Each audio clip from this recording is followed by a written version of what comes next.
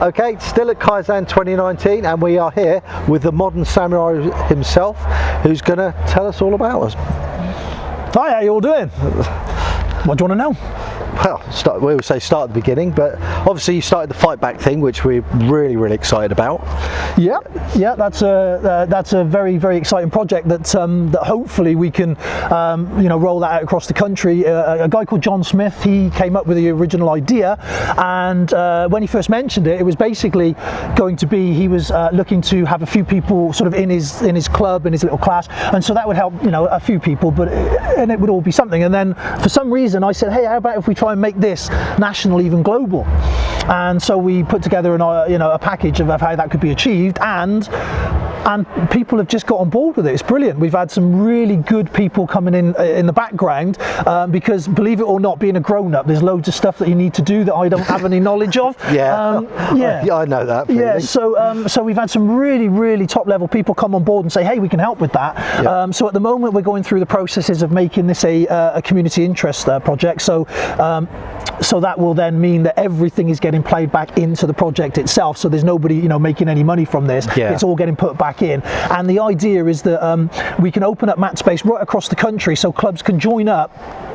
They can sign up to the Fight Back membership program, which is 25 quid. It's not a lot, and for that they'll get support. For that, all they've got to do is basically allow the guys to come and train at a discounted rate, and open up the Matt Space for that. And then hopefully from then we can start building instructors, and so we can teach these guys how to make a living, how to get back in to society, how to earn a wage, how to and so there's a lot of really exciting things that are on the back of that already, and we haven't even started properly yet. I mean, it's amazing. It's such a lot of positive vibes coming from it. Yeah, I mean, my instructor Mark Shuey in America does the Wounded Warrior project. Obviously lends itself way to the walking stick, but it's getting the wounded veterans. I mean, I can't imagine. I mean, no, I'm ex-military. I can't imagine that state. So to have your whole life destroyed, and even Kev will say, even with his accident, you have to suddenly look at life a whole different way. Yeah. And like the PTSD, all the other bits, such serious issues that people don't like talking about, which is the other thing. Well, to be fair, yes, up until remarkably recently, it wasn't really even acknowledged by the government or the armed forces, and so it's one of those now where there is a lot more help available now, but there's still a lot of people falling through the nets. Yeah. And being honest with you, it's one of those where I think it's the responsibility of us all to try and help if we can, because we owe that debt. The reason that I'm sat here today, happy and comfortable, is because of the actions of these guys that have made that happen. So it might sound a little bit cliche, but I do feel that if you look at America, they give their ex-service personnel a lot more respect than we do here, and we should do more along the lines of that, I believe. Yeah, I mean, say my father's forces, he's Navy, I'm ex-Navy. I work on a military establishment as well, and that's the whole key thing, is this support network. And being in that environment, it is very close knit, and when you leave it, if you like, you go to the civilian world, that isn't there in the same respect. It takes a long time to build up, so it is very important. Yeah, that brings us back to the martial arts element of it, and that's why I feel that it's such a good marriage, because there is a camaraderie within martial arts. There is a hierarchical structure. There is there is that bonding process that you can get through hard physical exercise, and you've got that shared experience. Yeah. So I do think martial arts can, in some way replicate some of that. Not all of it, of course not, but at least some of it. Yeah, I mean, we go to our club, and we'll have 1 minute we're throwing an orthopedic surgeon on the floor, and the next minute somebody who's looking for a job, completely other end of the spectrum. But I mean, the old cliche is everyone's equal on the mat. And absolutely, yeah. It doesn't matter what you are. Big thing is the whole religion thing. I mean, we got the scope of people you will meet, and everybody's happy on the mat. Yeah, no, absolutely. It's a leveler. Everything's out the window, and everybody's together. It doesn't matter who or what you are, your ability. I mean, we train people all over the UK with different abilities, different backgrounds, and you just see the difference in them when they were coming in, looking at the floor, you know, freaking out every 30 seconds to, you know, the personality change. Yeah, totally. Yeah, totally. You know, totally. And it's as you say that the fact that when you take up martial arts, you become that person, not the person that you were. So you could be a solicitor, a bricklayer. It really doesn't matter when you're on the mats. You're absolutely right. And that was something that that's something that's helped me, especially because coming from a very working class sort of poor background, to be suddenly you know, being able to talk to all these different people from all different walks of life and seeing all these different walks of life, it really does open your eyes up. And that, you know, like many of the benefits you get from martial arts, it's not all about punching somebody in the face, you know. Well, no, I mean, I find that we go to a gym and suddenly somebody, I mean, there's an old guy that talked to us, Vern. He's originally from Hong Kong. He goes, you do karate? He goes, you know, I do Tai Chi. And he's shown us Tai Chi, and we meet another guy. He says, I did Jiu-Jitsu with this person. I know him, and we have a chat, and it's about the exchange of ideas. I mean, you probably get it. Oh, you do that. Well, that'll never work in the street, you know. What we do is the ultimate supreme grandmaster. Yes. All that, and whereas generally people go, well, that's really interesting. You know, I like what you do there. Can you show me that? We went to Blackpool recently. Train with some Hungar people, some Eskrima people, and it was always like, that's amazing. And there's like, and they come up to us and say, how'd you do that? And we said, well, it's what you showed us, but we changed it to suit what we do. Absolutely, yeah.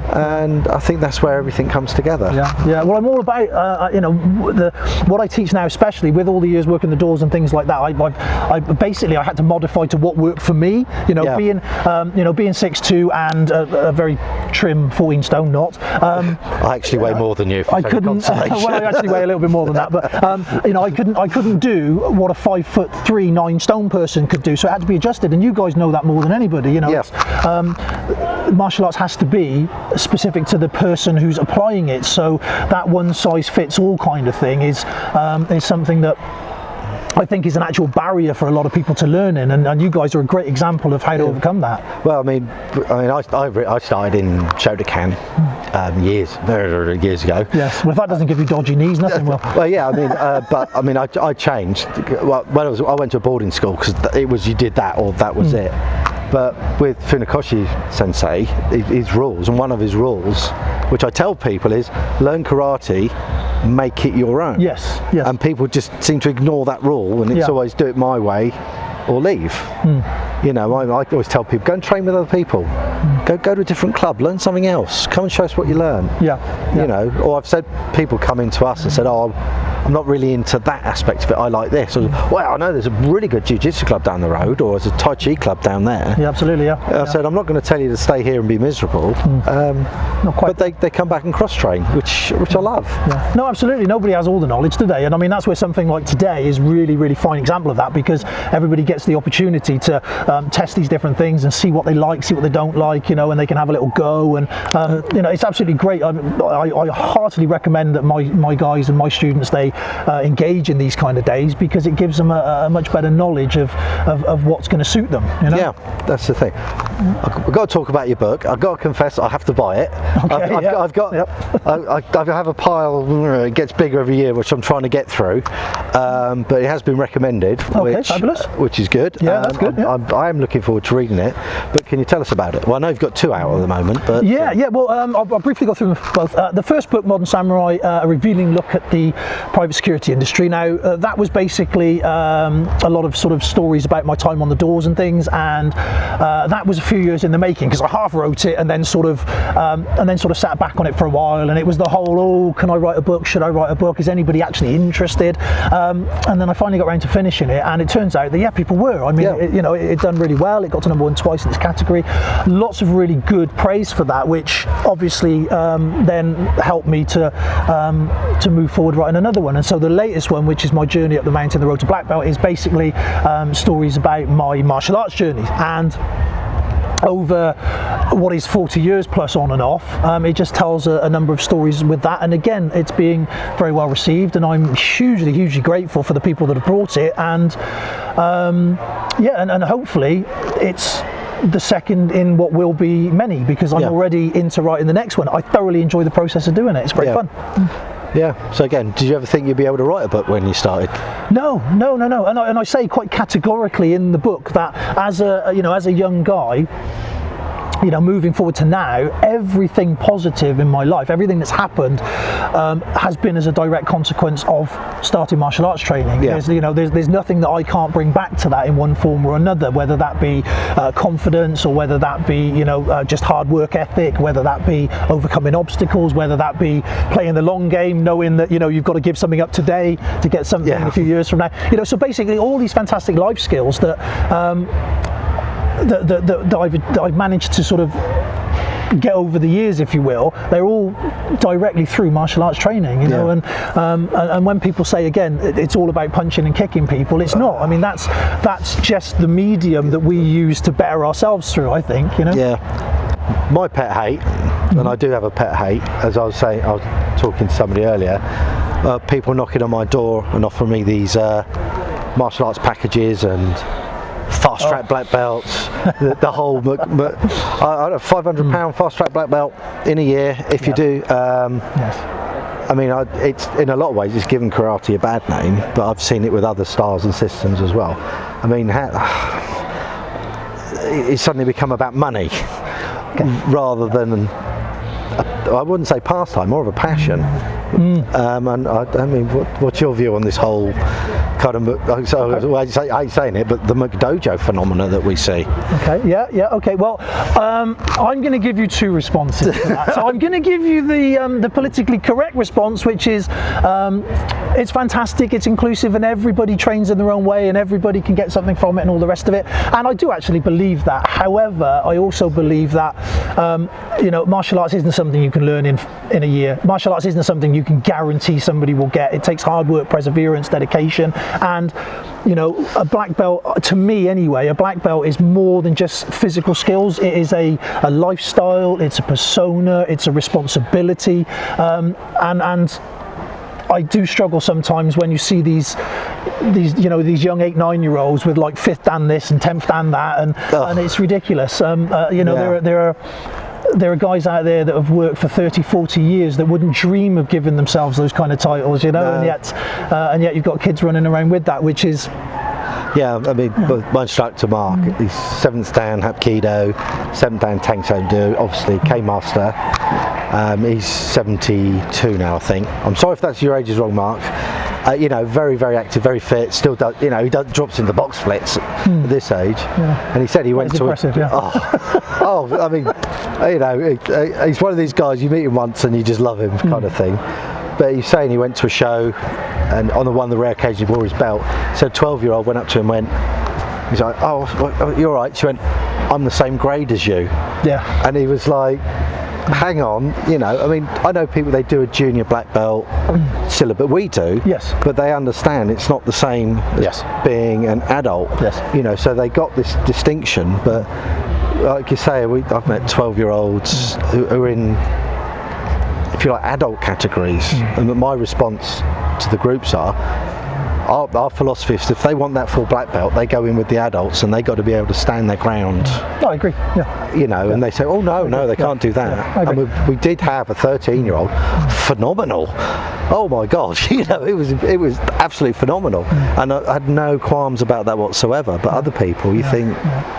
Well, I think the main problem with that is the fact that outside of the martial arts fraternity, the majority of the general public don't actually know what the martial arts is or what the differences are. And so it's kind of generic. So if you say like a car, there are many different types of cars, and the same applies when somebody says martial arts. And so when somebody knocks on your door in a shiny suit with a lovely bit of marketing and the leaflets and and the patter, and it is a sales pitch, and it is nothing more than that, and it's designed to sort of tie people in, and there are very successful business models doing that, and it would be again, I can't criticize because I don't know the inner workings of that. However, I'm also aware that from my own experience of martial arts, I think anybody guaranteed a black belt in a year has got to really question that process. I mean, I don't agree with it, but if people are getting out, enjoying themselves, and they're not hurting anybody, but will they stand up? That's always my thing. Will they be able to stand up? We did a show and we asked these people, brilliant display. For, it was formation kata. We said, oh, can you show us what that move was? It's really interesting. What does it do? Yeah. And they didn't know. I always think, well, I want to know what the, you know, for me, kata's very important. But you have to understand the bunkai of that. Otherwise, some people say, I don't like it, which is fair. They don't, but I just think that, you know, I like researching. Well, I mean, to my understanding, again, I don't claim to be an expert on that at all. I have done traditional karate for a number of years, and I did very much enjoy it, and that has been a very a solid foundation to everything that's gone on since. However, I don't claim to be an expert. There are people much better than me. But my understanding is that the kata is literally a library of techniques where, to fully understand it, you have to understand the application and the bunkai and things like that. And there are really good people in Abernathy, about John Burke. You know, there are some guys that are very, very knowledgeable on that in that field, and you know, and they're the people to go to for that kind of advice. I mean, it's very easy to dismiss something that you don't understand. You know, we all do that. We're all guilty. And so I do try and accept that there's an awful lot of things within the martial arts I don't know and never will. But that doesn't mean it's not right or done incorrectly. You know, so basically, as you say, as long as people aren't slipping into the realms of fraudulent claims, then each to their own, isn't it? Thank you. Excellent. Guys, pleasure. Thank you. Nice.